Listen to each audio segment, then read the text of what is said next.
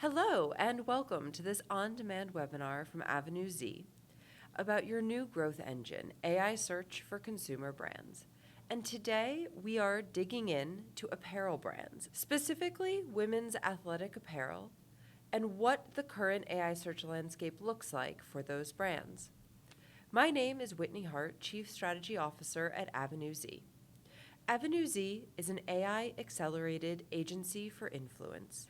We drive revenue and reputation for our clients across all channels, focusing on the comprehensive marketing mix to ensure that the appropriate tactics are deployed to drive visibility in AI search. And within AI search, have you ever used ChatGPT, Gemini, Claude, Perplexity, Grok, and wondered how your favorite chatbot learns, how and where it's pulling in the data to make its answers? Well, today let's dig in and take a look at what ChatGPT and Gemini say when I am trying to buy new yoga pants and exploring my options. And this will give us some really interesting insights into what it means for your brand, whether you're cited and the citation's inaccurate, whether you're not cited at all, whether you want to improve your visibility.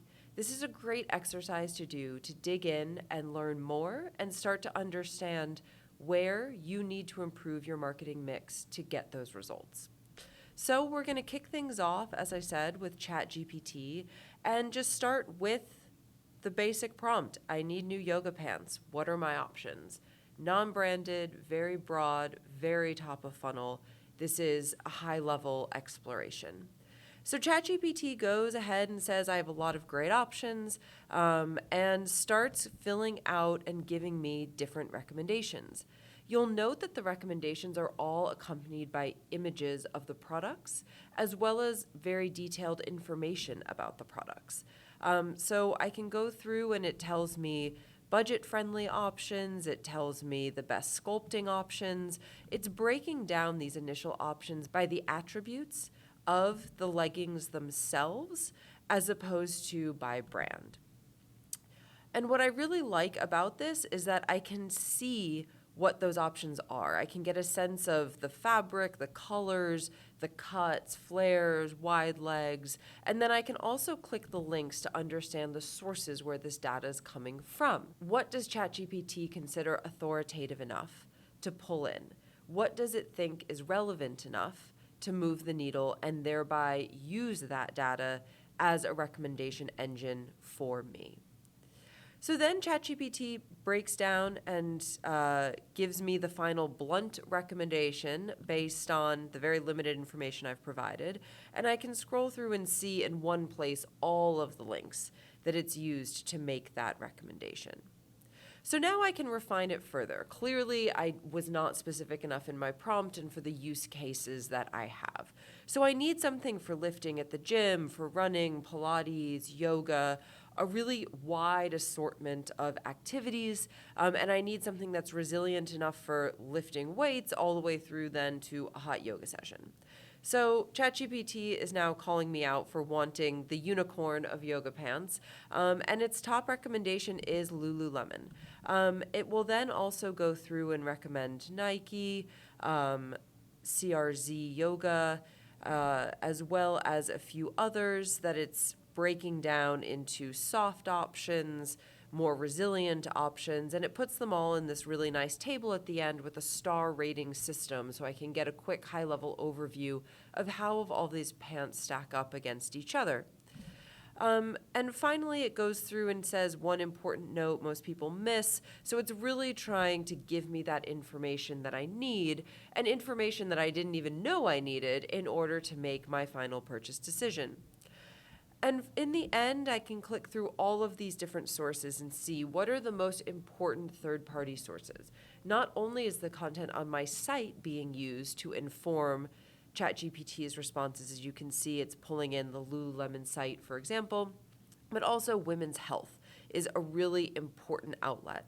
It's pulling in Amazon, and it's looking at Amazon reviews as well. So it's bringing in this really wide assortment and diversity of sources in order to make its recommendation. It's pulling in your site content, it's pulling in content from your retailers, it's pulling in reviews from both of those places, it's pulling in Reddit, it's pulling in women's health and really authoritative PR, earned media mentions, and all of this is getting put into a blender, essentially, for the large language model to make its final verdict and give me the recommendations for the prompts that I need. So now I'm going a step further. I know specific brands. Maybe I've purchased them in the past. Maybe my husband likes them. Maybe my friends have recommended them to me.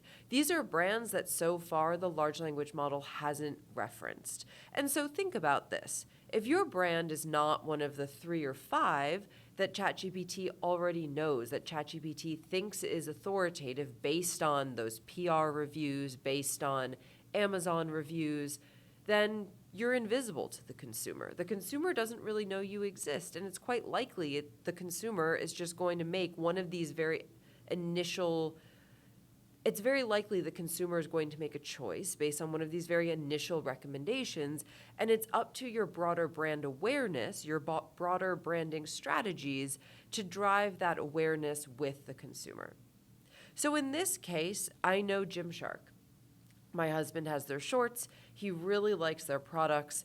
I know from doing the laundry in the household that they've held up quite well after many rounds of washing and many years of use. And so I'm going to ask ChatGPT, did they also make women's clothing? Because I'm not really sure. And what's the read on them? Are they going to be resilient? Are they going to be as good for me as they are for him?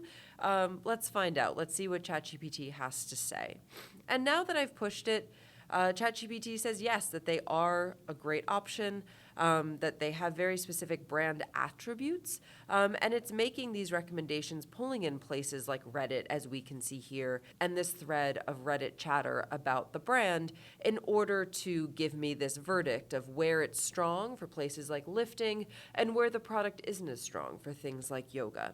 And so this is where ChatGPT says its honest take and what they'd recommend. And they continue going back to recommending Lululemon over and over. It's clear that Lululemon is very strongly trained in ChatGPT's model to be the yoga pant of choice, which means that if you are not Lululemon, you need to catch up. There's a lot that needs to be done from a marketing and communication standpoint.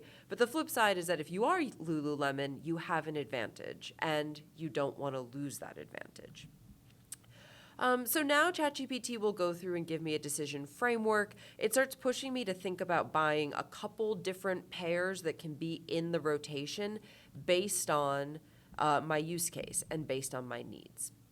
So now here I'm going to go through and again use a different brand that I know that I've purchased in the past. In this case, it's Fabletics, another brand that has not come up anywhere in ChatGPT's recommendations so far. And now I already own them. I liked them because they have pockets. They weren't that expensive. They had really fun colors. I could get a lot of them in different colors to wear based on my mood for the opportunity of the day. And now I'm saying, what's the 411 on the company these days? Are they good quality? How have they evolved since I purchased them during COVID? And ChatGPT will go out and search the web for the latest and greatest and give me the 2026 read on Fabletics. What they're still doing well, where they haven't caught up, what the key fabrics are, and how those fabrics apply to the very wide assortment of use cases that I've laid out. And it gives me a quick comparison of the different fabrics that they offer, what they're good for, and what they're not. And ultimately, ChatGPT does recommend a mix strategy. It says that I could get 1 or 2 pairs of Fabletics for lifting and this sort of activity, but it does recommend looking into a premium pair. It's pushing me back to Lululemon and into Nike for hot yoga, for running, for very specific applications that ChatGPT believes Fabletics is not good for. And again, this to me indicates that either the content on the site is not strong enough, or the flip side, the earned media mentions, the reviews, the content in Reddit is not strong enough to make Fabletics the one well-rounded option that ChatGPT would recommend to me as a consumer. And what I like about this is that I can scroll down to the end. Again, I can look into the sources. Where and why is ChatGPT making these recommendations? What is the content that it's pulling from? What is that content saying? What is the sentiment of those third-party reviews and resources? How can I dig a little bit deeper to understand how and why Fabletics is getting the recommendation that it's getting? So now again, I will move on to another brand that I like, that I already own, that has not been recommended by ChatGPT and does not seem to be on ChatGPT's radar. In this case, Vuori. I love the Vuori pants that I bought during COVID. They are the softest pants I've ever owned and ever worn. And I want to know, is that still what the fabric's like? It's been about 5 years since I bought those pants, and they're still holding up pretty well. So if I want to buy new options, am I going to get the same thing, or have they declined in value? Have they declined in material quality? Let's find out. ChatGPT tells me that the core leggings are still the same. The quality is still the same. And instead, Vuori has diversified into different types of fabric. So if I want the OG, the ones in my closet that I love, I can buy those again. But I also have other options to meet the needs of the variety of use cases that I have in this instance. So it still recommends at the end that I could get Vuori for very specific use cases, but then I should buy other options for lifting and hard training. ChatGPT doesn't believe Vuori runs the full gamut of my needs. And once again, after we've done all this research, I've prompted ChatGPT to explore different brands. I've told it my options. It still comes back to Lululemon as being the best option and the best choice. And so now I can push it a bit further. I've never bought Lululemon pants because of the scandals in the 2010s. And what do I think about that today? I asked ChatGPT to tell me more about how the brand has evolved since then, and if there's anything that I should be aware of since the 2010s, when the leggings were very sheer, you could see through them, there were a variety of brand scandals, things like this. And it gives me a very balanced overview of the different types of scandals that hit in pretty quick succession during that time frame, the brand repositioning, what's going on right now, what's changed, leadership has changed, products have changed, things like this. And so it gives me an honest take at the end and the bottom line, and that in ChatGPT's opinion, Lululemon is the right choice to make, and it has rebounded strongly and evolved substantially from that moment that in my head is associated with the brand. So I think this has been a really interesting exercise of digging in further and understanding what are the sources, where's the information coming from, and how you as a brand can go through and start searching from very top of funnel, high-level questions, non-branded questions, into digging in really deeply about what ChatGPT knows and says about your brand. And you can dig in and understand further what needs to be done to be competitive. What do you need to do when you look at the sources, when you look at your own site, to stack up in ChatGPT and its recommendations to a consumer when they're on their journey of deciding what to buy? And I think it's pretty clear at this point. If I were to click through to one of these sites, I've now done so much research. This whole query chain in total took me about 15 minutes to do in real time. I've now done a lot of research to be able to make that decision. So when I get to your site, I'll be able to explore, be a very informed consumer, and make that purchase quite quickly and for probably a higher dollar value than if I was just someone who came in through Google search or through paid search ads or even through social media ads, because I am so informed and I've come to your site with a conclusion, with a purchase intent. I'm not there to browse. I am there to shop. So with that, let's look at Gemini.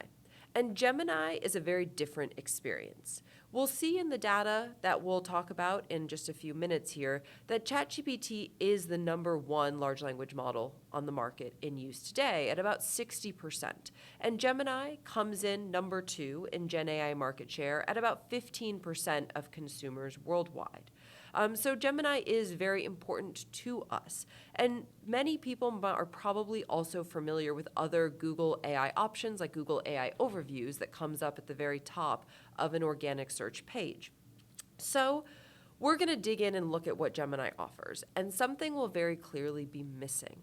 ChatGPT has put significant effort, energy, and resources into building out its shopping options and shopping integrations. So when I'm shopping in ChatGPT, I can see all of the model photos. I can scroll through and actually open a product and see the different sizes that are offered, the different colors that are offered.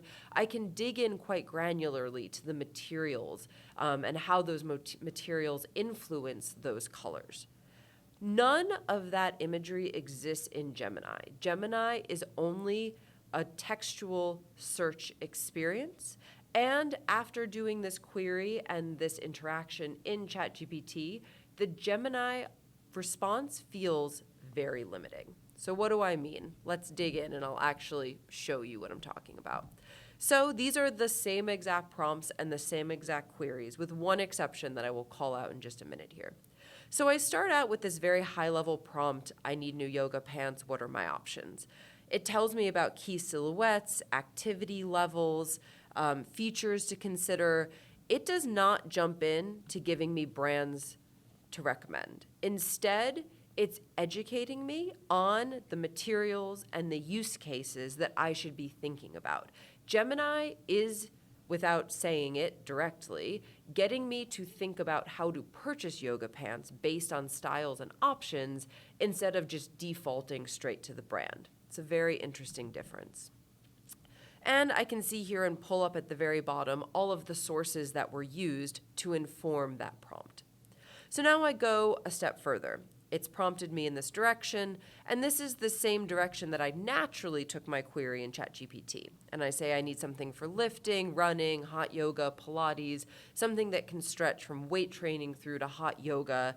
What are my options? Give me some recommendations and ideas here.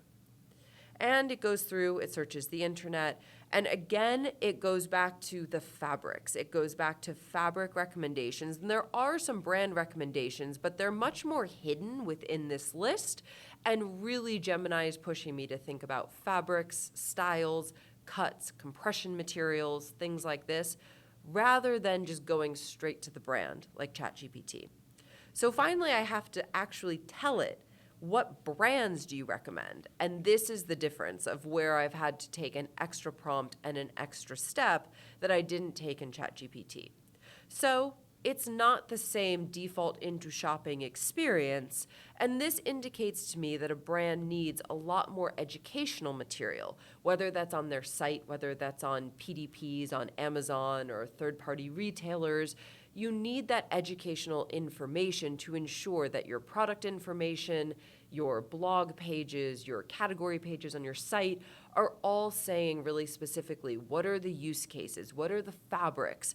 This is the type of information that Gemini wants to read and wants to be able to surface to its users. So think about that for a minute. Do you have that type of information? Is it as ubiquitous as it potentially needs to be to meet the large language model's needs?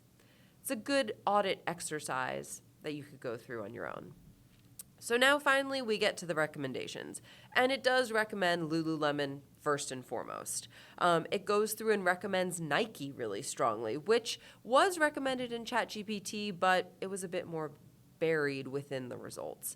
Athleta is another brand, also recommended by ChatGPT, also not a primary top result, but it is within the realm of what ChatGPT recommended too.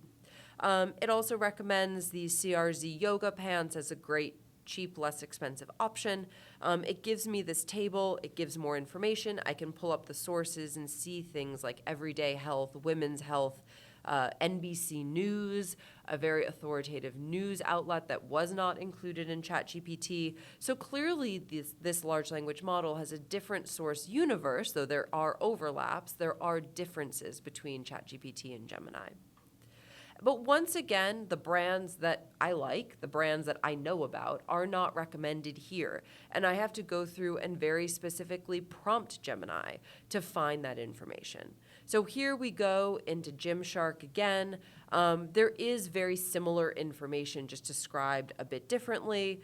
It gives me recommendations for lifting, for hot yoga. Again, it will start recommending that I look at different yoga pants for different needs, whether Gemini thinks I can get those different materials within the same product or the same brand, or if it thinks that I need to diversify my brand choices to meet the very diverse needs of my exercise routine. And again, as I said before, I will bring us back to this. There are no images. There's no model imagery. I can't get a sense for what do the materials look like? What does the cut look like? What are the colors that are a good option for me? Clearly from this prompt about Fabletics, I care about the colors. I want fun colors and large color assortment.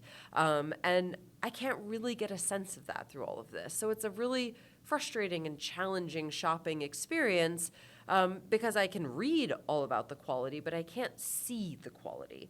And so this to me feels like traffic from Gemini when it goes to your site will be more similar to a traditional search experience and the quality of that traffic. I'm going to come through and be a more educated and informed consumer. I'm probably going to land on your site and go straight to the search bar to search for the products or the materials that Gemini has recommended, but I'm not really at a point where I'm going to get there and go purchase immediately because I haven't been able to see it. I haven't been able to experience it in that way. So now again, I'm digging into Vuori, asking the same question about the quality. The information, as I said before, is very similar. It all resonates with ChatGPT. The linguistics are a little bit different. It speaks in a different style, but the information is all the same. And as we go through here, again, a very similar experience. Ultimately, Gemini does recommend that I diversify my options, that I could get Vuori for lounging, for yoga, but then lifting. Gemini also doesn't think Vuori can hold up to that. It does push me back into that Lululemon pant. It does think that Lululemon is the best option for that hardcore use. And similar experience to ChatGPT, similar final set of recommendations. I will say Gemini did push Nike a bit stronger than ChatGPT did, which indicates to me that something within Nike's content ecosystem is resonating more with Gemini. And ultimately, this is a great place if you are a brand to dig in. As I said before, this is the opportunity to dig in and understand where are you missing based on the sources, based on the source universes, generalized universes that these large language models are pulling from. Where are you stacking up? Where are you missing? Where is the sentiment not where it needs to be? Where do you have missing information on your site, on third-party retailers? Where are your influencer activations not being picked up because they're not in something like Reddit that is highly prioritized by these large language models? All questions that you can go through and start asking if you do this exercise yourself. So, what do these screen recordings show us? There has been a significant evolution of how we find answers over the last 5 decades. We used to have to flip through the yellow pages and find a human who we could call to help tell us what we needed to know. From there, we were able to log on to things like America Online or Ask Jeeves to find the answers that we needed. However, for the last 2 decades, Google has been the uncontested champion of providing answers to people's queries through the form of either blue organic links down a page or paid search placements at the very top. However, in the last 3 years, we've seen their dominance start to fade as large language models have come to the fore and started driving consumer behavior. Now, places like ChatGPT, Perplexity, and Gemini are leading the charge as the next frontier of search. Ultimately, we know that information discovery is changing. An inflection point has occurred, and billions of consumers are using ChatGPT, Gemini, others, every single week for instant answers. They're no longer scrolling through a dozen blue links down a page. They're no longer searching and picking out information that they require. They're no longer scrolling social media endlessly or reading the news to find what they want and what they need to answer their questions. And this explosive growth in AI search is not a fad. It's not a trend that will go away. Currently, there are approximately 900 million active weekly users of ChatGPT alone, and ChatGPT's usage represents about 60% of the Gen AI market share, with Gemini coming in second at about 15%, Copilot at nearly 13%, Perplexity at nearly 6%, Claude at 5%, and other large language models beyond that. There are many different options in the space when you need a large language model to answer your question. But we do see that ChatGPT is the largest of all of them. And its meteoric rise has rewired content consumption. In June of last year, June 2025, ChatGPT broke into the top 5 most visited sites worldwide, surpassing Amazon and X, as well as Reddit and Wikipedia. This growth is notable because it represents a significant shift in consumer behavior.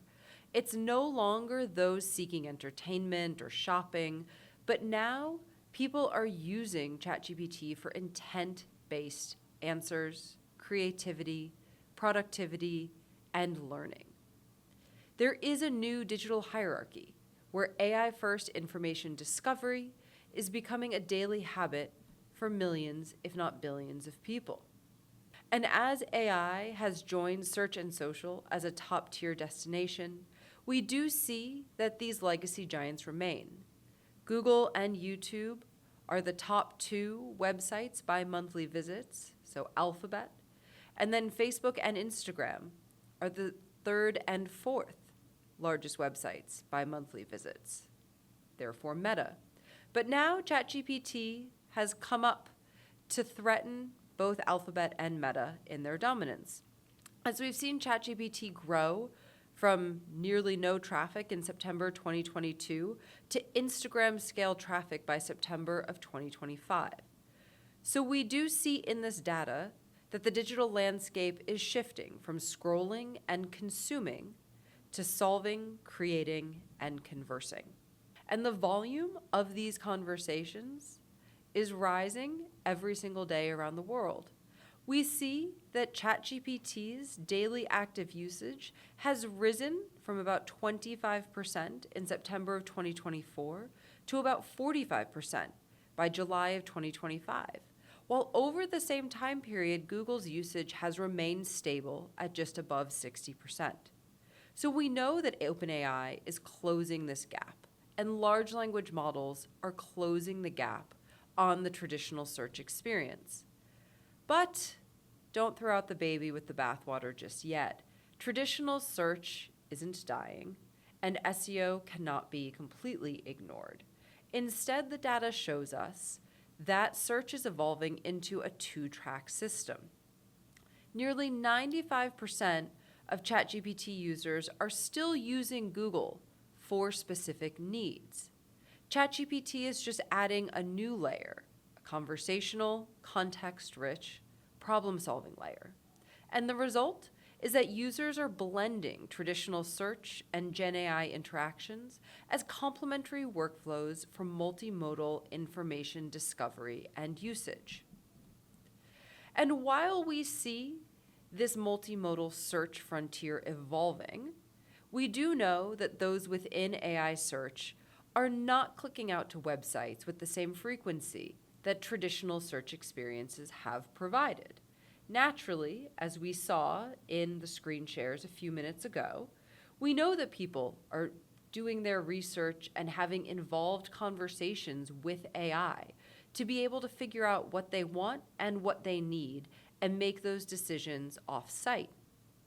Yet, those who do visit from AI search are much higher quality and are much higher value for your brand and organization.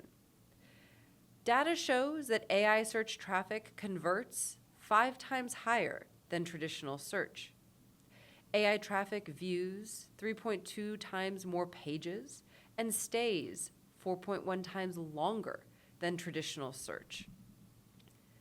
AI search delivers a $47 average order value versus $9 from Google. And those customers have a 67% higher lifetime value to your business.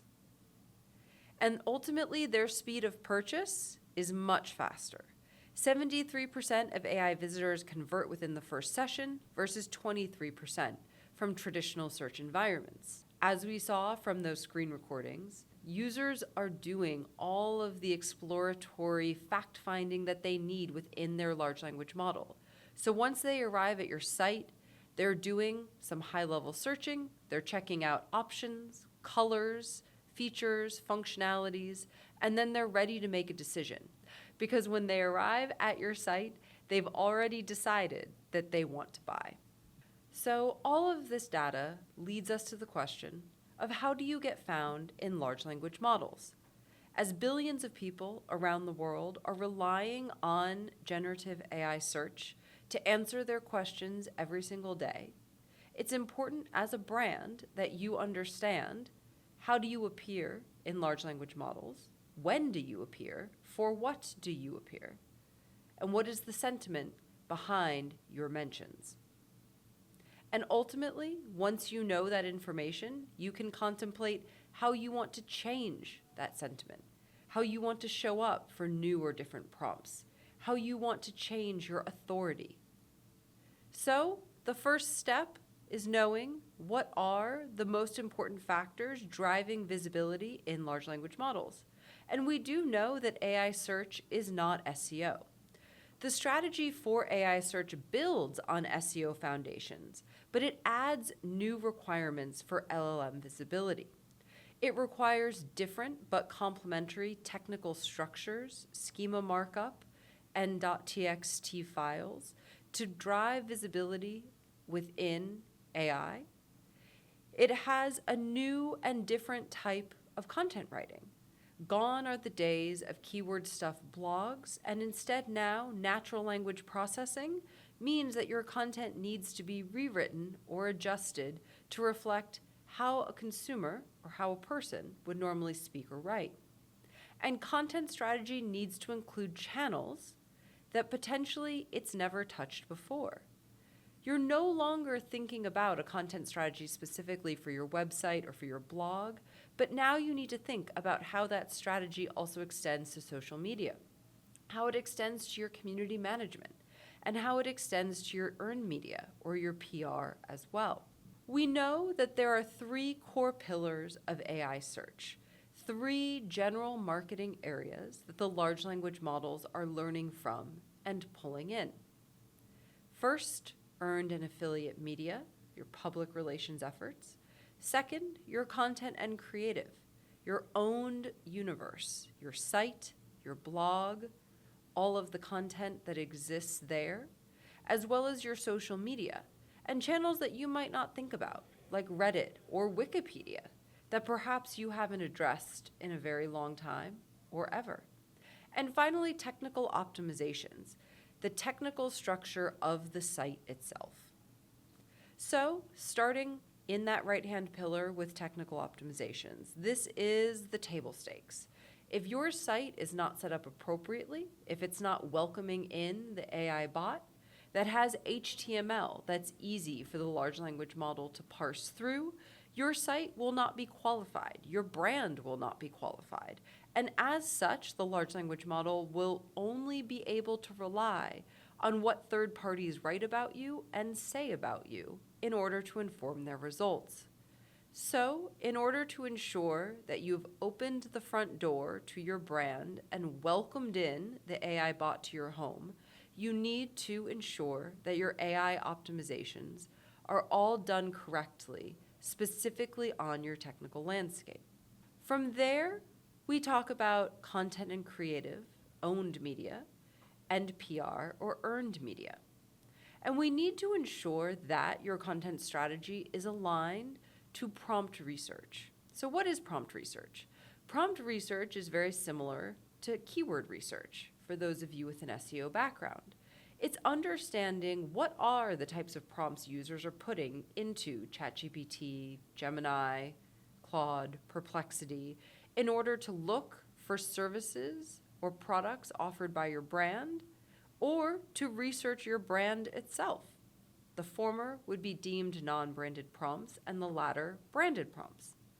And it's important to make sure and to very first align on your prompt strategy, so then you can dig in and understand the types of content you need to produce and where you need to place that content to drive results in AI search.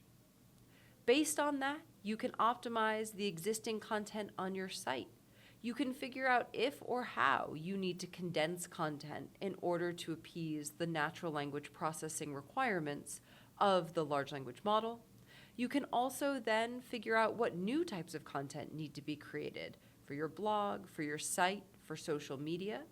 What themes need to be extended into community management, need to be extended into Reddit, potentially edits that you might want to make to your Wikipedia page to ensure that your brand is saying the things and showing up in the way that you want it to show up on the internet more generally, and therefore will reflect in large language models specifically. And based on that content strategy, it is also necessary to visit or revisit what you're doing in earned media. We know that reputable media placements drive results. They're extremely important to these large language models. The large language models are going out and looking at third-party sources to determine if what you're saying about yourself is true. Is it actually reflected in the consumer's experience, in a journalist's experience? And we do also know that at this point in time, affiliate PR placements, or placements that you've paid to be a part of, are treated with the same weight as true earned pieces. Therefore, that means that if your organization wants to pay to be included in listicles by relevant outlets, that will carry the same weight as a true journalist review of your product. And here we see in this example on the slide, a query specific to digital camera research. And here we can see that the Nikon camera is recommended, and TechRadar in particular is used as a source. And this is one of the sources that ChatGPT has formed a partnership with. Since July of 2023, OpenAI has been making periodic partnerships with the most reputable media outlets, 18 of them, in fact. And those 18 represent more than 450 publications worldwide. And OpenAI has made these partnerships because it's given them access to not only new content, but also the entire back catalog of articles that have been written from the beginning of time that has been digitized by these publications. This includes content behind the paywall, so content that would not be openly accessible to the consumer.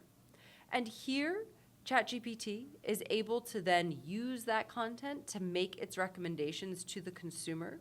And in exchange, ChatGPT is legally bound to provide links out to that content, thereby giving traffic to those organizations and those websites. So it's important to consider, how is your PR strategy using these preferential partnerships to your advantage when crafting your content strategy and when crafting your media approach? So all this may leave you wondering, what do I do next? Where do I go from here? We've talked about the demographics and the psychographics, the emerging consumer trends related to large language models, and we've talked about what is most important to optimize in your marketing ecosystem to appear in large language models. But now, how do you take the next step and start putting together an actionable strategy? Well, first and foremost, I recommend that you as a brand start forging relationships internally. A lot of the brands that I work with prior to our engagement didn't necessarily know other individuals within their marketing organization, particularly if you're a very large and globally dispersed organization. The group that's running SEO might be sitting across the world from the group that manages PR. Potentially, different areas of the organization are working with different agencies, and you've never met them before. Start finding out who does what and start those conversations. Build those relationships, because that will be the most important factor when starting to craft these overarching content strategies and looking to drive results in AI. From there, once you know these different members of your team, start auditing your brand content. I recommend that you sit down in a meeting room together or pull up in a virtual meeting room together and share your screen, pull up ChatGPT, pull up Gemini, and start asking questions about your organization. What does it say about your company? Do you like what it says? Is it accurate? Start asking questions about your vertical, about the products that you offer without your brand attached. Is the large language model recommending your products, or are you missing? This is the perfect place to start. And from there, for those of you specifically working within PR, I recommend you start thinking about auditing that PR coverage. Where have you been driving placements over the last few years? And where do you not have relationships in those 450 plus publications that we just talked about? And from there, you can start thinking about how to build those relationships to target your new audience, the AI bot. And of course, if you have any questions, if you need help, that's what we are here for. Feel free to reach out, and it'd be a pleasure to continue the conversation.